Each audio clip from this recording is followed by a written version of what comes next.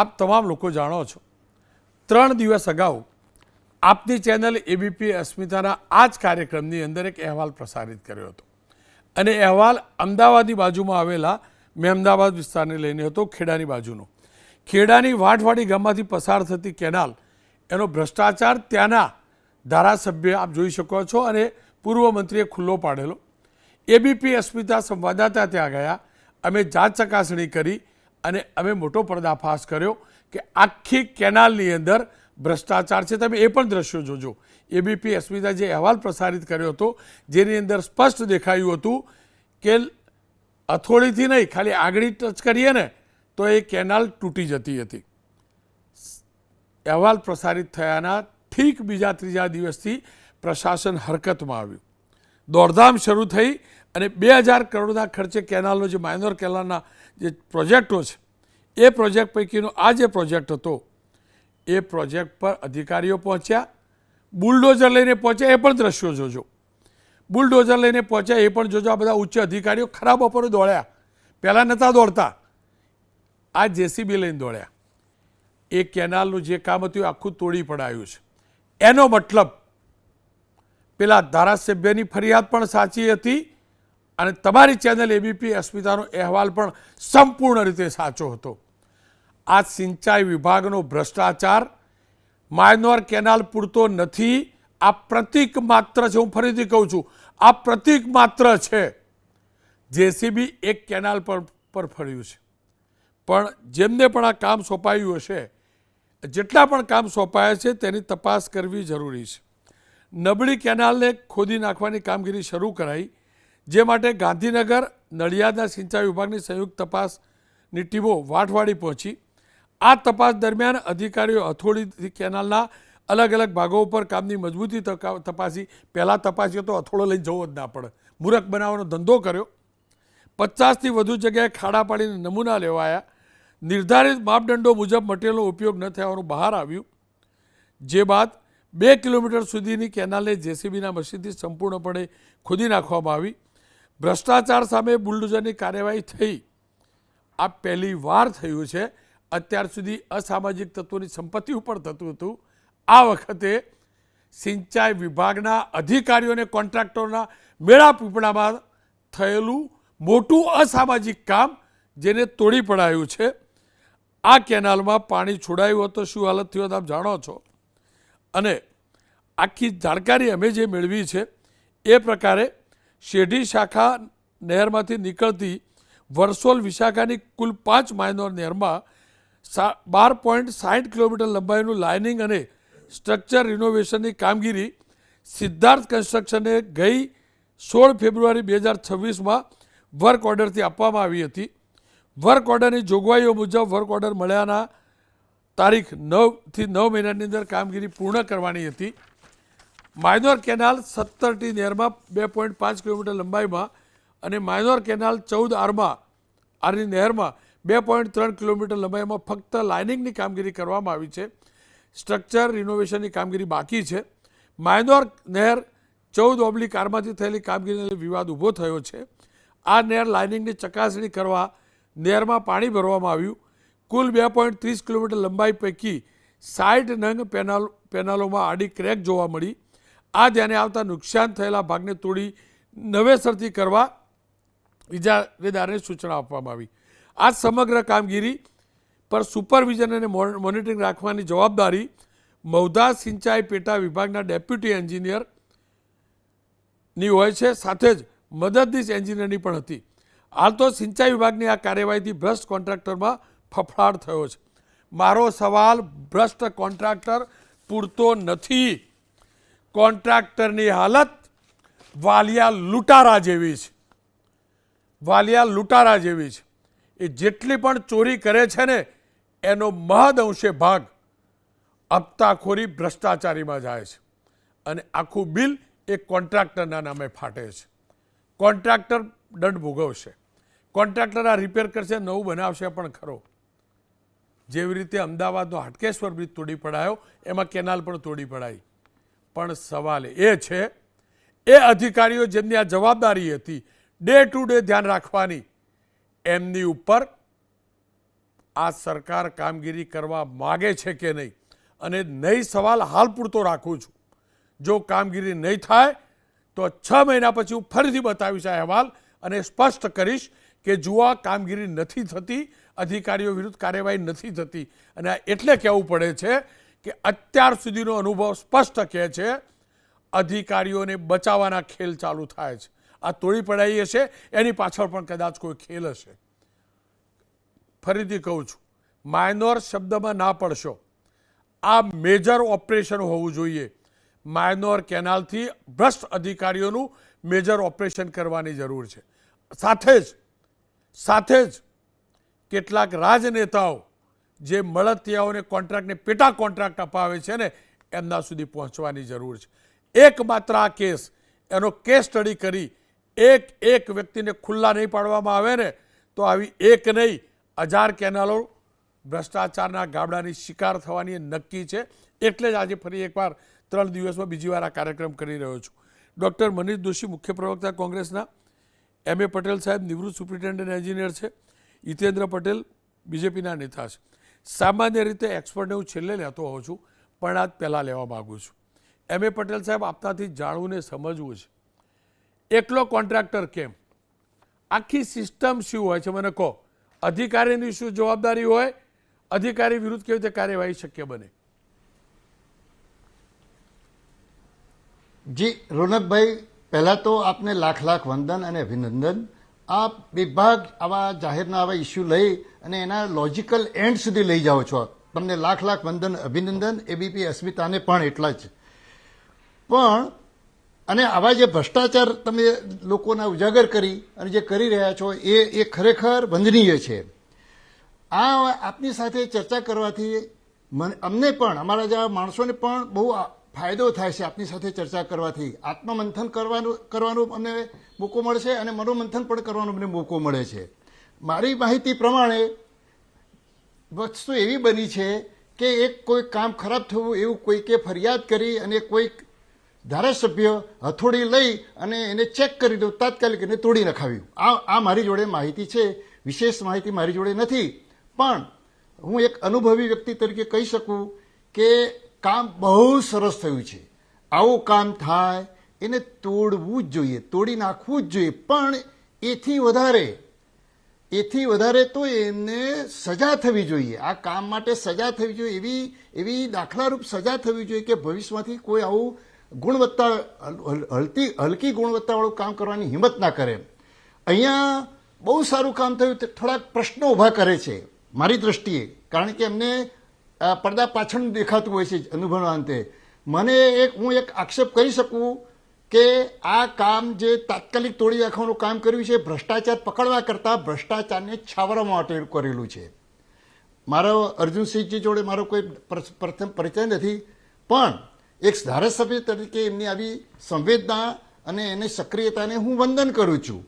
પરંતુ આ એક તંત્ર છે, બંધારણ છે, નિયમો છે. કાલે એની કોર્ટ બેટર થશે, એને આ લોકોને સજા કરવાની છે. એના માટે લીગલ પ્રક્રિયા થ્રુ ન જવામાં આવે તો આ હું કહી દઉં છું પ્રાથમિક પ્રમાણે કે આ ડેપ્યુટી એન્જિનિયર કે આ કોન્ટ્રાક્ટરને કોઈ સજા થશે નહીં. બહુ અઘરું પડશે સજા કરવાની, કારણ કે કોઈ હથોડીથી ઓછું કોઈ નિર્ણય નથી. જો હથોડીથી નિર્ણય લેવાનો થતો હોય તો 10 કરોડ રૂપિયા ખર્ચીને કેટલા બધા જાહેર સેવકો આવશે અને હથોડી ન્યાય કરશે તો તંત્ર ત્યાં જઈને અડશે. તમારામાં એવી એક મોરલ વાતાવરણ હોવું જોઈએ. હું રોનકભાઈ કહું, કદાચ કોઈને ગમે કે ના ગણે, અમે પણ જોયું છે કે 95ની સાલમાં જે ભાજપની નવી સરકાર આવી અને થોડોક સમય તો એવો હતો કે અમને અમારી ચેમ્બરમાં આવીને કોઈ ચા પીવાની વાત કરે તો અમે નહીં ભાઈ ચા બહાર નહીં પીવાની, અહીંયા નહીં, એ વાત ના કરો. આવો એક માહોલ ઉભો થયો, આવું મોરાલ હતું. તો આપણે પ્રજાના પ્રતિ તરીકે સરકારે એક આવો માહોલ ઉભો કરાય. જાતે આ રીતે સિસ્ટમ જે તૂટી જશે અને આ તંત્રની જે લોજિકલ છે અને લીગલ જે પ્રોસિજરોને સાઈડ મૂકી દઈશું તો એનો there is no end to it. કારણ કે 10 કરોડ રૂપિયા ખર્ચીને લોકો પ્રજાની સેવા કરવા આવે છે, તો ક્યાં જઈને અટકશે? બધા એકબીજાના દાખલા લેશે. અને આ તો ખૂબ મારી સમજ પ્રમાણે અર્જુનસિંહજી બહુ ઠરેલી બુદ્ધિના, બહુ સારા ઉચ્ચ નીતિમત્તાવાળા અને ઠરેલી બુદ્ધિના છે. એમનો ઈરાદો એવો ન હોય, પણ આનું લોજિકલ કન્ક્લુઝન એક બુદ્ધિશાળી માણસ તરીકે હું આ કહી શકું આક્ષેપ કરી શકું. હવે બીજું કે જો આ તપાસમાં કોઈ વસ્તુ રહી જ નથી. જે લોકોને આ કરવા માટે થોડાક એમની સત્તાનો ઉપયોગ ત્યાં કરવાની જરૂર હતી કે ભાઈ આ તાત્કાલિક નમૂના લો, ભગનો ઉપયોગ ત્યાં કર્યો, તાત્કાલિક એનું ટેસ્ટિંગ કરો, તાત્કાલિક એની ફાઇલ મૂવ કરો, જવાબદારી નક્કી કરો. જવાબદારી નક્કી કરવા, ક્વોલિટી ગુણવત્તા નક્કી કરવા માટેની એક સ્ટેચ્યુટરી સિસ્ટમ છે, એ સ્ટેચ્યુટરી ઓફિસર છે, એના માટે સજા પગલાં સજેસ્ટ કરવા માટે અને લેવા માટે પણ એ છે. આ કોર્ટમાં પણ કાલે કંઈ નહીં થઈ શકે. આપણે કોઈને ગુનેગારને આપણે જોઈએ છે કે કોઈ એક વ્યક્તિ આપણને મારવા આવે છે તો પણ આપણે બંદૂકની ગોળીથી મારો તો પણ આપણે એને મારી શકતા દખત વિચારવું પડે કે આની સાબિતી રહેશે કે નહીં, નહીં તો હું એનો મર્ડર કરું છું એવું સાબિત થશે. આપણે કોઈને મારી દીધો એટલે આપણે કોઈને મારી દેવો તાત્કાલિક નિર્ણય ન લઈ શકાય. આ એક જવાબદાર તંત્ર તરીકે અમે એવું કહીએ છીએ. બીજું, આ વસ્તુ જે ભ્રષ્ટાચાર થાય છે એ ખોટો જ છે, ખોટું જ થયું હશે અને એના માટે પગલાં થાય તે વંદનીય છે. પણ જો હું હાલ રનકભાઈ ગંભીરતાથી કહું છું, પૂરી ગંભીરતા, હું હાલ જો સર્વિસમાં હોત તો આવા તંત્રની સામે, આવા પોલિટિકલ તંત્રની સામે આખા સરકારના બધા અધિકારીઓને જોડે લઈ અને સામૂહિક હડતાલ ઉપર ઉતરી ગયા હોત. આ રીતે કોઈ મન માને આ રીતે પગલાં ન ભરી શકાય. એક પ્રોસિજર હોય, પ્રોટોકોલ હોય. એટલે એક તો સારું થયું કે સારું જ કર્યું છે, પણ આ પણ વધારે ખોટું થયું છે. ડોશી મરી જાય એનો વાંધો નહીં, જંગ પેદી જાય એની. પટેલ સાહેબ પહેલા વાત સાંભળો. પ્રોટોકોલ કાર્યવાહી પાછળથી કરવા માટે જ પેલા નફ્ફટ નાલા કે આખી બોગસ બનાવી કેનાલ ચોખ્ખી દેખાય, એ અધિકારી ત્યાં સ્થળ ઉપર એને ધ્યાનમાં તો આવક ના આવે કે રેતી છે કે માટી છે, ખબર પડે કે ના પડે પટેલ સાહેબ? જી બરાબર. નહીં રોનકભાઈ જો હું ફરીથી કહું સાહેબ, હું ફરીથી કહું, તમે કહો છો ને તો કોન્ટ્રાક્ટ સાહેબ, કોન્ટ્રાક્ટરો જે કેવું છે એ પણ કહી દઉં. કોન્ટ્રાક્ટરો એમ પણ કહે ભાઈ અમે તો આટલું જ લઈએ છીએ, આટલું તો ચૂકવવું પડે. આ પણ હકીકત છે, આ પણ હકીકત છે. એવું હોઈ શકે, એવું બની શકે કોન્ટ્રાક્ટરનું પણ શોષણ કરવામાં આવતું હોય, એવું બની શકે. જો આવું ચાલે ને, અથોડી ન્યાય થાય તો ક્યાં જઈને અટકશે? નહીં, અથોડી ન્યાય નહીં સાહેબ. અથોડી હું ફરીથી કહું છું ઉભા થશે. સાહેબ, હું ધારાસભ્યની ફેવર નથી કરતો, પણ એ ધારાસભ્ય કમસે કમ ત્યાં ગયા, અથોડીથી કર્યું. અરે મારો રિપોર્ટર ગયો સાહેબ, ખાલી આંગળી અડાડીને તો બધા કાંકરા ખરવા લાગેલા. સારા રિપોર્ટ છે. હા, ખેર મારી સાથે હિતેન્દ્રભાઈ પણ જોડાય. હિતેન્દ્રભાઈ, સવાલ એ છે, જે પણ આ થાય છે કોના પાપે આ ખેલ થાય છે? કોના પાપે, કોના લાભાર્થે આ બધા ખેલ ચાલે છે? રોનકભાઈ, જો જે રીતે આપણે ગત દિવસોમાં આ બાબતે એબીપી અસ્મિતાએ જ્યારે રિપોર્ટ પ્રસારિત કર્યો અને માન્ય અર્જુનસિંહજી અમારા જે ધારાસભ્યશ્રી છે, પૂર્વ મંત્રી છે, અને એ ખૂબ સજ્જન માણસ છે, સત્સંગી છે, અને એમણે ચૂંટણીના પ્રવાસ દરમિયાન એમને જે ફરિયાદ મળી હતી એ ફરિયાદને આધારે એમણે જે તે અધિકારીઓને ફરિયાદ કરેલી હતી. અધિકારીઓ તપાસ કરતા હતા. એ દરમિયાનમાં અર્જુનસિંહજીએ એમને અનુકૂળતા થતાં આ કેનાલનો વ્યક્તિગત રીતે એમણે તપાસ કરી અને ગુણવત્તામાં જે ખામી મળી તો બંને બાબતો હતી. એબીપી અસ્મિતાએ પણ પોતાના રિપોર્ટર મોકલી અને એમાં પૂરક બન્યા. તો ત્રણેય બાજુથી આ કાર્યવાહી થતાં જે રિપોર્ટ હતો, માન્ય અર્જુનસિંહજીએ જે પ્રમાણે વાત કરી હતી, મેં પણ કીધું હતું આપને કે ભાઈ અમે આ ઉપર પહોંચાડશું. તો આ બધાને અંતે જે પ્રમાણે આપણે કીધું હતું કે કડક કાર્યવાહી થશે, એ કડક કાર્યવાહી કરવાનું કામ થયું છે. પણ ન માત્ર આ એક કેનાલ પૂરતું, આ સિદ્ધાર્થ કન્સ્ટ્રક્શન છે એને અગાઉ પણ ક્યાં ક્યાં કામ કર્યું છે એની ગુણવત્તા પણ ચકાસવામાં આવશે. એની સુપરવાઇઝરી ઓથોરિટી કોણ કોણ હતી અને કોણ કોણ એમાં જવાબદાર છે ગુણવત્તા ચકાસણી, એના ઉપર પણ કાર્યવાહી કરવામાં આવશે એવી ખાતરી આપું છું. લાસ્ટ ટાઈમ પણ મેં ખાતરી આપી હતી, કારણ કે વ્યક્તિગત રીતે પાર્ટીના આગેવાન તરીકે અને વ્યક્તિગત રીતે ખેડૂત તરીકે જ્યાં પણ ખાસ કરીને કોઈ પણ જગ્યાએ ભ્રષ્ટાચાર હોય, પણ આ ખેડૂતની યોજનામાં એ પાણીની હોય, એ સિંચાઈની હોય, એ સબસિડીની હોય, એ ખાતરની હોય, એ બિયારણની હોય, દવાની હોય, આ બાબતમાં એમએસપીની હોય, હું વ્યક્તિગત રીતે પણ પાર્ટી બનીને ફરિયાદ કરવાની તૈયારી હોય છે અમારી. અને આપને આ બાબતનો ખાતરી આપું છું કે આ બાબતમાં આ માત્ર કેનાલ નવી બને નહીં, બાકીની કેનાલોનું પણ ગુણવત્તાની ચકાસણી થાય.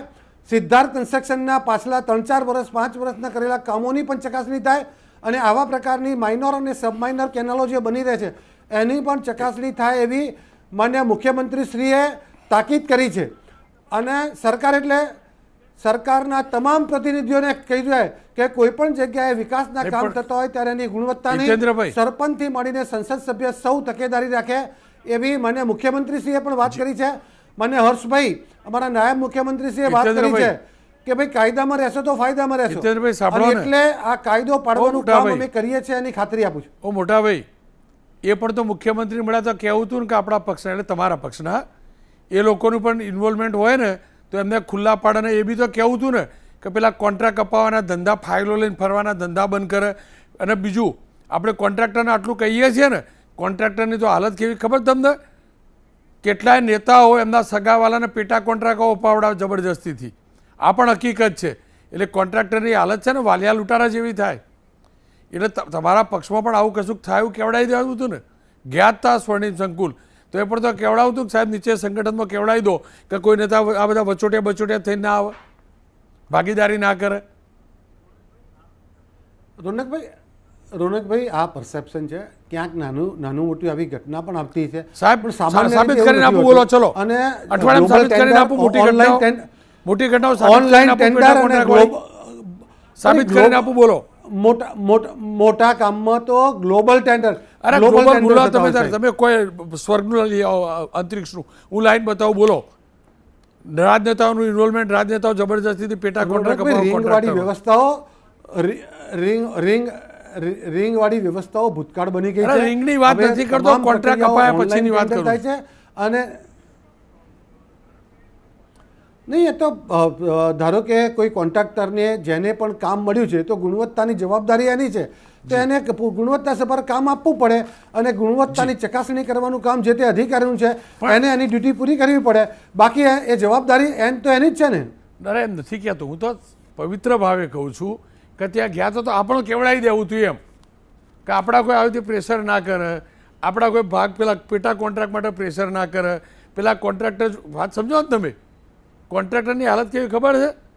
100 રૂપિયામાંથી 20 રૂપિયા જ એના ઘરમાં જાય, 50 રૂપિયા વપરાય, 30 રૂપિયા ક્યાં જાય ને બહુ જાજુ. તમે કહો તો બાયફર્ગેશન કરવા બેસી જાઉં. એટલે હું ખાલી એટલું જ કહેતો કે આટલું કહી દેવું હતું એમ. તો કમસે કમ મારા જેવો કોઈ આગળ તો ના ઉઠાવો ખોટી. મને એટલું કહેજો પ્રમાણિકતાથી, એકદમ ટૂંકમાં સમયનો અભાવ છે. એટલે શું રાજનેતાઓનું પેટા કોન્ટ્રાક્ટ લેવા માટે અધિકારીઓ પર અથવા કોન્ટ્રાક્ટર ઉપર દબાણ હોય છે કે નહીં?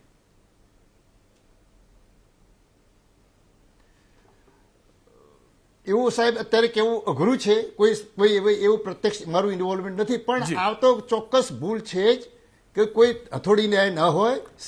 એ મુદ્દો નથી મારો, પટેલ સાહેબ. મારો મુદ્દો એ નથી. આખું તંત્ર છે, વિજિલન્સ ડિપાર્ટમેન્ટ એનો ઉપયોગ નથી કર્યો, મોટી ભૂલ જ છે એમની. મારો અલગ મુદ્દો છે, આ ભૂલ જ કહેવાય. મારો મુદ્દો અલગ છે. કોન્ટ્રાક્ટરને મદદ જ કહેવાય મારી દ્રષ્ટિએ. કોન્ટ્રાક્ટરને મુક્ત મને કામ નથી કરવા દેવામાં આવતું એ છે. ખેર મનીષભાઈ આપની પાસેથી જાણવું છે. આપ તો એન્જિનિયર છો, સિવિલ એન્જિનિયર છો, પાછળ બહુ બધું જાણતા હશો.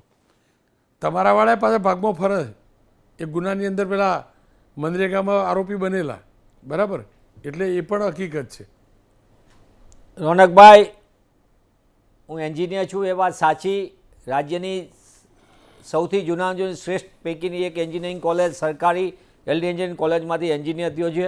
પણ હું ઇન્સ્ટ્રુમેન્ટેશન કંટ્રોલ એન્જિનિયર છું કે જેના કારણે રાજ્યની અંદર આ કેનાલોના જુદા જુદા આંકડા તમારી સ્ક્રીન ઉપર આવે. કુલ 287થી વધુ કેનાલોમાં ગાબડા અને મોટા પાયે તૂટી જવાની ઘટનાના કારણે કરોડો લીટર પાણી વેડફાણું, ખેડૂતોના ખેતરમાં પાણી જતું રહ્યું અને એનો કરોડો રૂપિયાનો માલ એનો ઊભો પાક બિચારાનો નિષ્ફળ જાય તેવી બનાસકાંઠા, પાટણથી લઈ ઉત્તર ગુજરાત હોય, સૌરાષ્ટ્રની અંદર મોરબી માળિયા કેનાલનું હોય, બોટાદની અંદર હોય કે અત્યારે આપણે ખેડાની અંદરનો આ કિસ્સો આપણે સામે જોયો કે અને અમદાવાદ જિલ્લામાં પણ બની.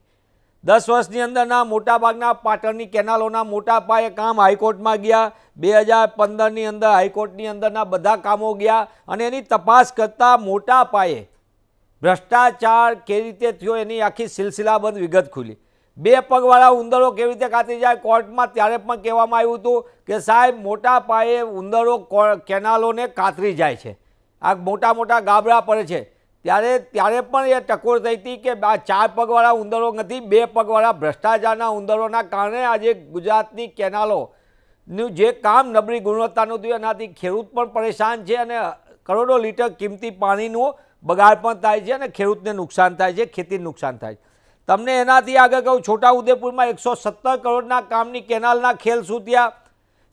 જાન્યુઆરીની અંદર સંખેડાની અંદરના કેનાલના કામની અંદર 2020માં કરી તો 4 દિવસ પહેલાં જ કેનાલ બને અને આખી તૂટી પડે એ ઘટના પણ જોઈ.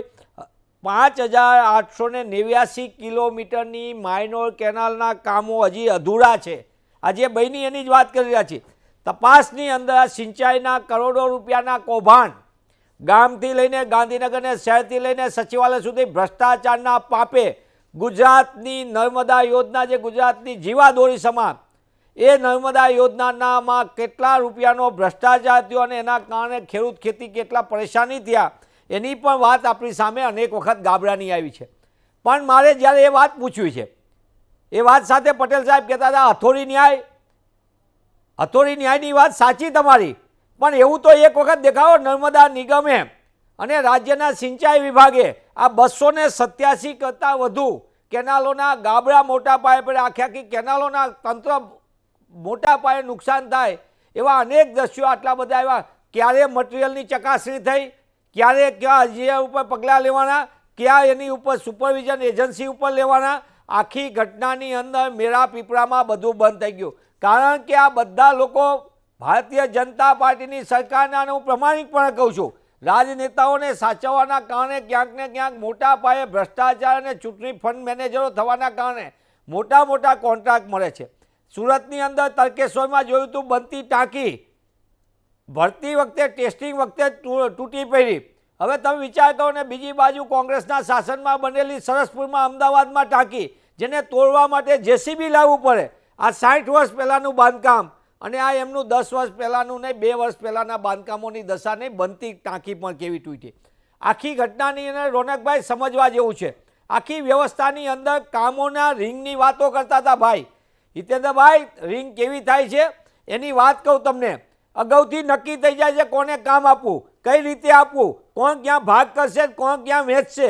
આખી વ્યવસ્થાનું મોટા પાયે આખું ચાલે છે ને આ લાંબા સમયથી ચાલે. એટલે સૌની યોજના, ગોંડલથી શરૂ થયેલી યોજના 2012ની અંદર ખાતમુહૂર્ત કર્યું ત્યારે એ યોજના 10,000 કરોડની હતી, પૂરી થઈ ત્યારે 34,000 કરોડે પણ હજી પૂરી નથી થઈ. અને સૌરાષ્ટ્રની અંદર પાણીની વાત કરીએ, પણ આ સૌની યોજનામાં કરોડો રૂપિયાનો ભ્રષ્ટાચાર બેનમૂન નમૂના થયો છે. અને એટલા કારણે કહું છું કે સિંચાઈ વિભાગમાં, રોડ એન્ડ બિલ્ડિંગ વિભાગમાં રાજ્ય સરકારના તિજોરીના કરોડો રૂપિયા બારોબાર ચાવ થાય ને નબળું ને નિમ્ન કક્ષાનું ગુણવત્તા.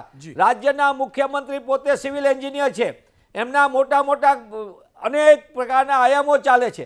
ત્યારે રાજ્યના મુખ્યમંત્રીશ્રીને હું કહેવા માગું છું એબીપી અસ્મિતાના માધ્યમથી કે તમે એક વખત આવો, તમારા ધારાસભ્યશ્રી પૂર્વ મંત્રીએ તો દેખાડ્યું. આ આક્ષેપ નથી, આ હકીકત છે ભ્રષ્ટાચારનો બેનમૂન નમૂનો. જેમ હાટકેશ્વર બ્રિજ હતો, તો મહેરબાની કરીને બધી કેનાલોના ગંભીરતાથી કરો. 6,000 કિલોમીટરની તો હજી બાકી છે, પણ જે કેનાલો બની એમાં ગાબડા પડ્યા છે એ 10 વર્ષનો રેકોર્ડ કાઢવો જોઈએ અને ભ્રષ્ટાચારીઓને છાળવવાનું બંધ કરવું જોઈએ. કારણ કે નર્મદા કેનાલના કયા કોન્ટ્રાક્ટરોને ક્યાં બ્લેકલિસ્ટ થયા, 10 સેકન્ડ લઈશ. કઈ લોકોના કોન્ટ્રાક્ટરો, અધિકારીઓ ઉપર કઈ કાર્યવાહી થઈ, એ કોન્ટ્રાક્ટરોને કઈ કઈ પ્રકારની એની આગળથી થઈ, એનું કેમ આજ દિન સુધી આટલા ગાબડા પડ્યા 300 જેટલા, તો કેમ સોશિયલ ઓડિટ એનું નથી થતું પ્રોજેક્ટનું, ખેડૂતોને જેટલું નુકસાન થયું એનું વળતર આપવામાં આવ્યું કે નહીં, શું વિકાસના મોડેલને નીચી ગુણવત્તાના કામને રાજકીય રક્ષણ મળે છે. આના જવાબ ભારતીય જનતા પાર્ટીની સરકારે આપવા જોઈએ. ખેર, આપ તમામનો ખૂબ ખૂબ આભાર. પણ ફરી એકવાર કહીશ,